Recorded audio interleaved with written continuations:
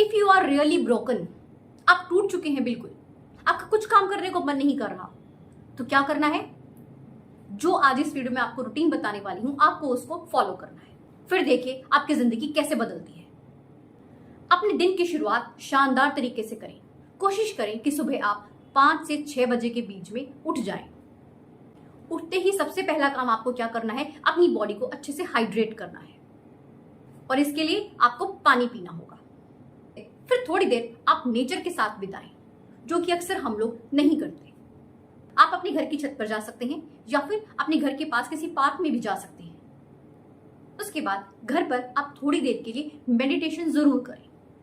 Mental peace के लिए meditation बहुत बहुत जरूरी है। थोड़ी देर के लिए आप वर्कआउट जरूर करें। आपकी फिजिकल हेल्थ के लिए ये बहुत जरूरी है।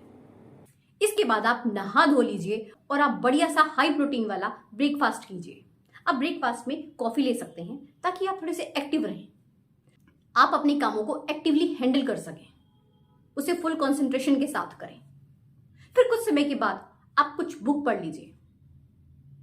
चॉइस आपकी खुद की है, बट मैं आपसे यही कहूंगी कि आप कोई ना कोई इंस्पिरेशनल या मोटिवेशनल बुक जरूर पढ़ें। या फिर आप कुछ ऐसी बुक पढ़ सकते हैं, ऐसा कोई आर्टिकल पढ़ सकते हैं जिससे कि आपकी फिजिकल और मेंटल हेल्थ बढ़िया रहे। इसके बाद आप लंच में लो कार्ब्स वाला खाना खाइए। इसके बाद आप कुछ समय निकालिए अपने दोस्तों के लिए या फिर अपने रिश्तेदारों के लिए कुछ समय निकालिए। ये भी बहुत जरूरी है। इससे जो आपका मेंटल हेल्थ है ना, वो बहुत बढ़िया रहता है।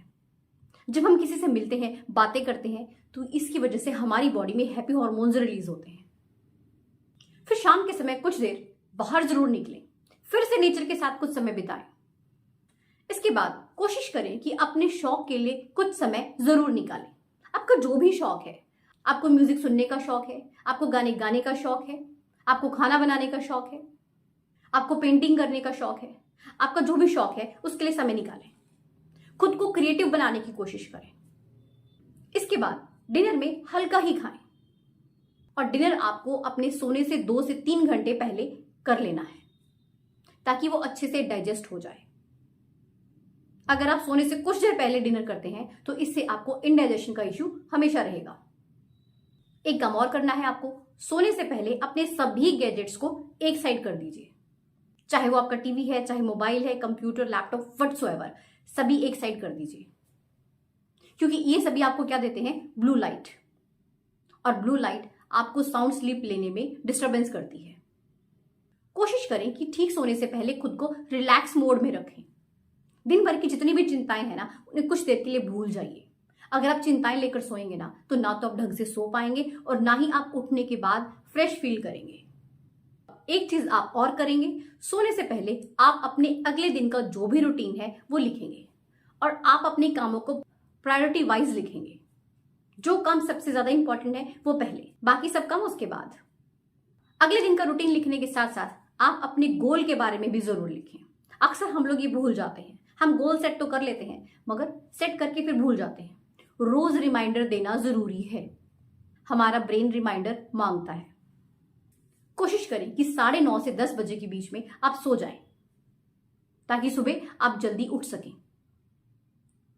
मैं हमेशा बोलती हूं कि अच्छी हेल्थ के लिए आपका सोने का और उठने का जो टाइम है वो फिक्स होना चाहिए। इससे एक तो आपको नींद अच्छी आती है, और जब आप सोकर उठते हैं तो खुद को फ्रेश फील करते हैं। ये रूटीन जितनी सिंपल है ना, उससे कहीं ज्यादा ये इफेक्टिव है। आपको अगर ये लग रहा है कि आपको अपनी लाइफ में कुछ चेंज चाहिए, तो इस सिंपल सी रूटीन को फॉलो कीजिए। ये रूटीन आपकी जिंदगी में एक शानदार चेंज लेकर आएगी, जो कि आपको ही नहीं पूरी दुनिया को दिखेगा। So keep watching the videos. Thank you so much.